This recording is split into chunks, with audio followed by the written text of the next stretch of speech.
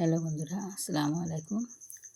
Welcome back to my channel. আজকে আবারও চলে এসেছি নতুন একটি রেসিপি নিয়ে। আজকের রেসিপিটা হলো ভাপা পিঠা।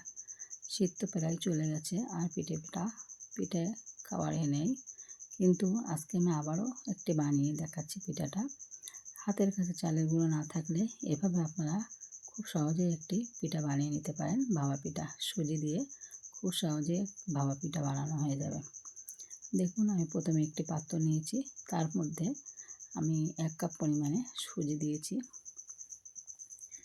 এটা কিন্তু মাপ করে দিলে কিন্তু খুবই ভালো হয়। 1 কাপ পরিমাণে সুজি দিয়েছি, এর মধ্যে 1 কাপ পরিমাণে আমি পানি দিয়ে দিচ্ছি।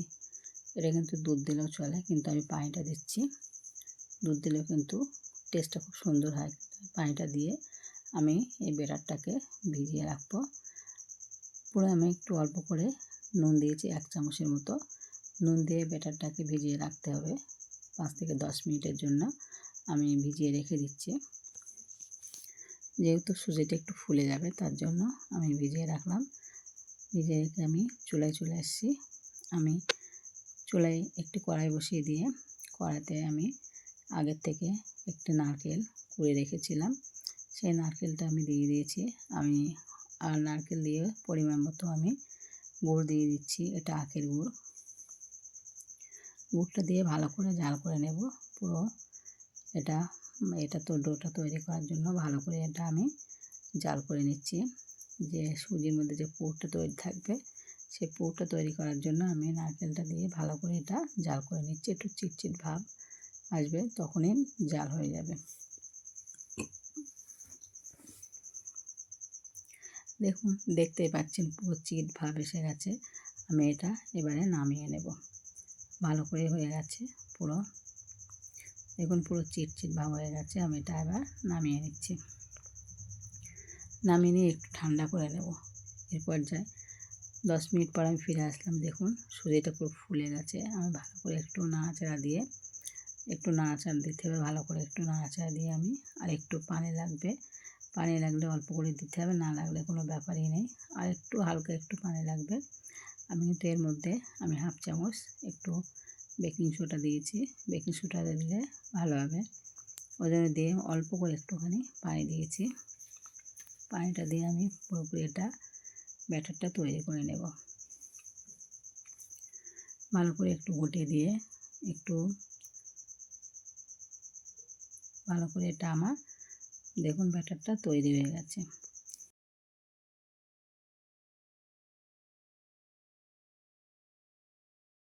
আমি দুটো একই সাইজের গ্লাস নিয়েছি। এটা কিন্তু গ্লাসের মধ্যেই দেব।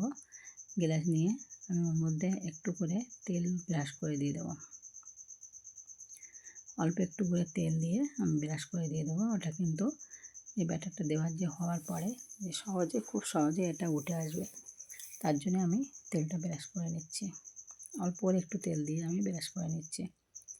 ব্রাশ করার পরে তারপরেই আমি ব্যাটারটা দিয়ে দেব।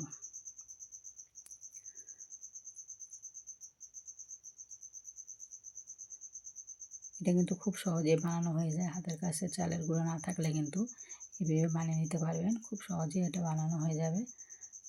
দেখুন, আমার ব্যাটারটা হয়ে গেছে। আমি ব্যাটারটা এবার গ্লাসে তেল লাগানোর পরেই আমি ব্যাটারটা দিয়ে দেবো অল্প অল্প করে। এর মধ্যে দিয়ে দেবো হাফ করে।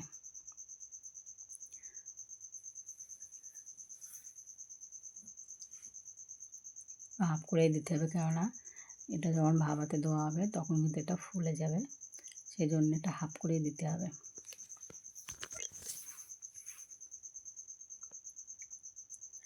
আপনারা এভাবে বানিয়ে দেখবেন, খুব সুন্দর লাগবে খেতে। আশা করছি আপনারা পুরো ভিডিওটি দেখবেন। আশা করছি আপনাদের খুব ভালো লাগবে। আর ভিডিওটি দেখে আপনারা লাইক, কমেন্ট, শেয়ার, সাবস্ক্রাইব অবশ্যই করবেন। আর কমেন্ট করে জানাবেন যে এভাবে ভাপা পিঠে খেতে কার কার ভালো লাগে। দেখুন, আমি কিন্তু ব্যাটারটা দেওয়ার পরে এটা ঠান্ডা হয়ে গেছে। যে পুরটা তৈরি করে রেখেছিলাম নারকেলের পুর, সেটা ঠান্ডা হয়ে গেছে। আমি এটা হাত দিয়ে একটু রোল করে নিচ্ছি, কেন গ্লাসের মধ্যে দিতে হবে, ওই জন্য একটু রোল করে নিয়েছি। এটা কিন্তু পুরো মাছ বরাবরই এটা দিতে হবে।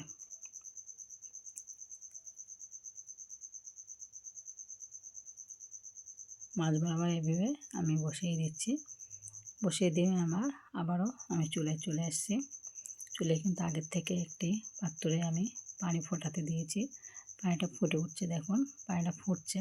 ওর মধ্যে আমি গ্লাস দুটো বসিয়ে দেব। এভাবে আমি গ্লাস দুটো বসিয়ে দেব, দিয়ে আমি পুরোপুরি 20 মিনিটের জন্য আমি রেখে দিচ্ছি।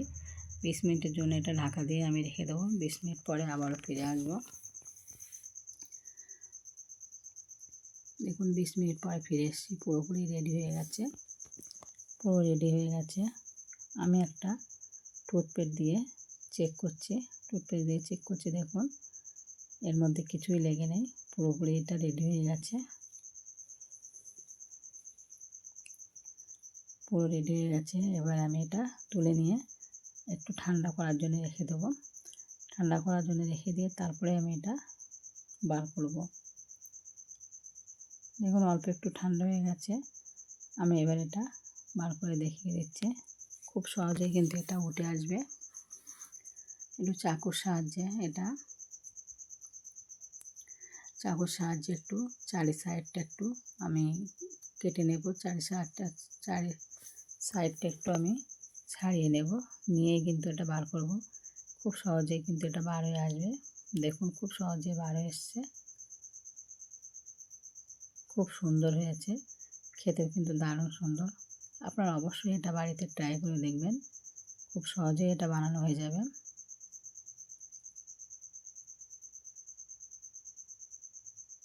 দেখুন পুরোপুরি রেডি হয়ে গেছে, কি সুন্দর দেখতে লাগছে। দেখুন আমি একটা ভেঙেও দেখাচ্ছি, খুব সুন্দর হয়েছে, পুরো জালিদার হয়ে গেছে। আর ভালো করে এটা তৈরি হয়ে গেছে খুব সহজেই। হাতের কাছে চালের গুঁড়ো না থাকলেও অনেকেই চিন্তা করে যে চালের গুঁড়ো নেই, কীভাবে হবে ভাবিটা, কিন্তু খুব সহজে কিন্তু সুজি দিয়ে এটা কিন্তু তৈরি হয়ে গেল খুব সহজেই। খুব সুন্দর হয়েছে দেখতে, খেতেও কিন্তু দারুণ সুন্দর মাশাআল্লাহ।